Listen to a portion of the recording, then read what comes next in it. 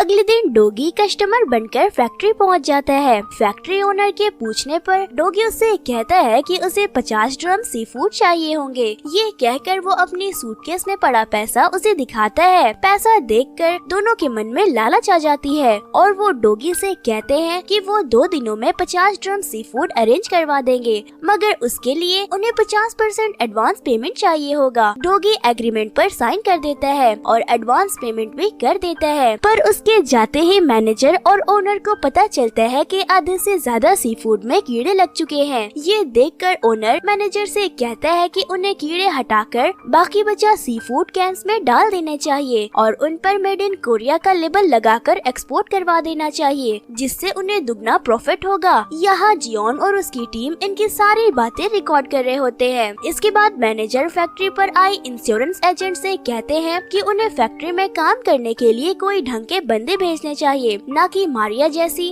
जो बार बार फैक्ट्री छोड़कर भाग जाए। इसी बात को लेकर मैनेजर और उस इंश्योरेंस एजेंट में बहस हो रही होती है। तभी फैक्ट्री का ओनर उससे कहता है कि उसे 50% कमीशन इसी बात की मिल रही है ताकि वो ढंग के फैक्ट्री वर्कर्स ढूंढ कर ला सके। फिर वो एजेंट्स उन दोनों से कहती है कि मारिया ने पहले उसे एक बार कॉल किया था, अगर वो फिर से कॉल करती है तो वो जरूर उन दोनों को इसके बारे में इन्फॉर्म कर देगी। आगे वो कहती है कि अगर मारिया मर भी गई तो भी उसके इंश्योरेंस के पैसे फैक्ट्री के ओनर को मिलेगा। जियोन उसकी बातें सुनकर पता लगवाती है कि इंश्योरेंस एजेंट ने मारिया के नाम से 10 पॉलिसीज ली है और मारिया की हर मंथ की सैलरी जो उसे कभी नहीं मिली वो इन पॉलिसीज के किस्ती भरने में यूज की जाती है। मारिया को कुछ होने पर इंश्योरेंस का सारा पैसा फैक्ट्री ओनर की जेब में चला जाएगा। अगले सीन में हम देखते हैं कि टैक्सी सर्विस का डायरेक्टर सुनचोल कस्टमर बनकर उस इंश्योरेंस एजेंट से मिलने के लिए जाते हैं। सारी पॉलिसीज के बारे में पता करने के बाद वो उससे कहता है कि वो सोचकर बताएगा। वहाँ से निकलकर इंश्योरेंस एजेंट टैक्सी का वेट कर रही होती है। तभी सुनचोल उसे लिफ्ट देने के लिए पूछता है।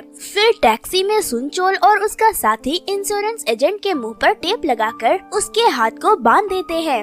वो उसके सर पर हैट पहना देते हैं ताकि कोई उसे पहचान ना पाए। इंश्योरेंस एजेंट जोर जोर से चिल्लाने लगती है और कहती है कि मुझे छोड़ दो, मैं बस एक सोशल वर्कर हूँ। सुनचोल उससे कहता है कि हम तुम्हें फैक्ट्री ही ले जा रहे हैं, तो तुम चिल्लाने के बजाय चुपचाप बैठे रहो। यहाँ फैक्ट्री का ओनर जैसे तैसे करके सी फूड के 50 ड्रम्स अरेंज करवा ही लेता है, पर उसके फैक्ट्री पहुँचने से पहले ही डोगी मास्क पहनकर वहाँ पहुँच जाता है। फैक्ट्री के ओनर और डोगी में लड़ाई हो जाती है और ओनर के गर्दन में इंजरी हो जाती है। नेक्स्ट डे डोगी जाकर उससे कहता है कि उसे 20 ड्रम और सी फूड चाहिए और अगर इस बार डीलिंग मिस हुई तो उसे कॉन्ट्रैक्ट तोड़ने के लिए भारी पेनाल्टी भरनी पड़ेगी। डोगी के जाते ही ओनर उस पुलिस ऑफिसर को कॉल करता है जो मारिया को पकड़कर लाया था। वो कहता है कि उसे मारिया का पता लग चुका है। डोगी पुलिस ऑफिसर को फॉलो करने लगता है और उसकी कार को टक्कर मार देता है, जिससे उसकी कार क्रैश हो जाती है। फिर वो ऑफिसर की कार से एक ब्लैक बॉक्स चुराकर वहाँ से रफूचक्कर हो जाता है। इस तरफ मारिया टैक्सी सर्विस एजेंसी के लिए काम करने लगी थी। जियोन भी उसके काम की काफी तारीफ करता है। उसकी बातचीत के दौरान मारिया कोई टैबलेट खाती है।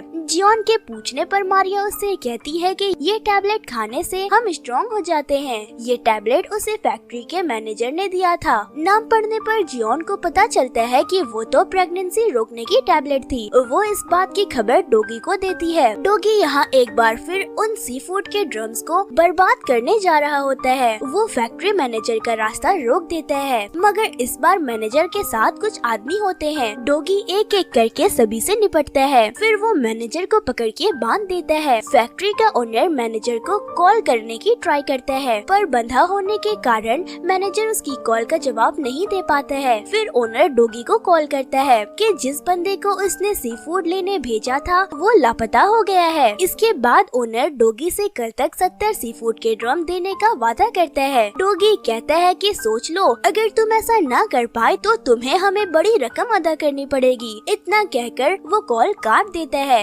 इस बात से ओनर बहुत टेंशन में आ जाते हैं। फिर वो नेट पर सी फूड के सेलर के बारे में सर्च करता है। जॉन, जो कि उसकी सर्च हिस्ट्री पर नजर रखे होती है, वो सेलर बनकर उसे कॉल करती है। फिर वो अपने लोगों को फैक्ट्री पर सी फूड डिलीवर करने के लिए भेज देती है। डिलीवरी बॉय ओनर की टांग खींचने के लिए उससे पूछता है कि आखिर एक सी फूड की फैक्ट्री को कहीं और से सी फूड ऑर्डर करने की क्या जरूरत पड़ गई। डिलीवरी लेने के बाद ओनर फैक्ट्री में जाता है, जहाँ डॉगी पहले से ही मास्क लगाकर उसका वेट कर रहा होता है। ओनर डॉगी से पूछता है कि तुम आखिर कौन हो। डॉगी कहता है कि वो एक चोर है जो सी फूड चुराता है। दोनों के बीच बहुत तगड़ी हाथापाई हो जाती है। डॉगी उठा कर ओनर को पटकने लगता है। इसी बीच डॉगी का मास्क उसके चेहरे से हट जाता है। डॉगी को देखकर फैक्ट्री का ओनर एकदम शॉक्ड हो जाता है। ओनर डॉगी को भला बुरा कहने लगता है और उसकी तरफ अटैक करने के लिए आगे बढ़ता है। तभी डॉगी उसके मुंह पर एक जोरदार पंच मारता है और उससे खुद के गिरेबान में झांकने की सलाह देता है। वो उसे सुनाता है कि कैसे उसका मैनेजर बेकसूर लोगों को कुत्तों की तरह फैक्ट्री पर काम करवाता है और कैसे वो लोग मिलकर मजबूर लोगों का फायदा उठाते हैं।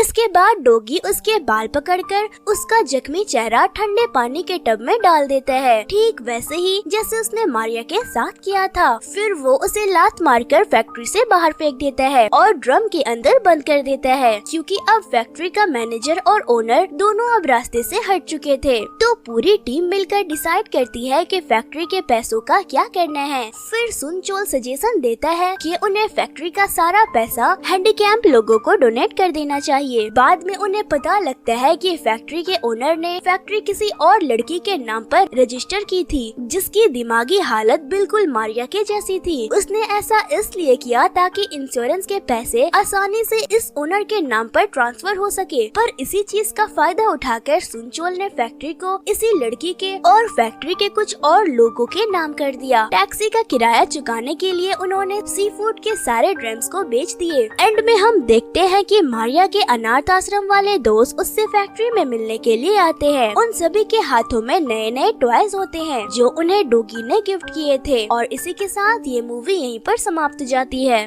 तो दोस्तों, कैसी लगी आपको ये मूवी हमें कमेंट करके जरूर बताना। फिर मिलती हूँ किसी और इंटरेस्टिंग सी मूवी की एक्सप्लेनेशन के साथ। तब तक के लिए thank you and bye bye.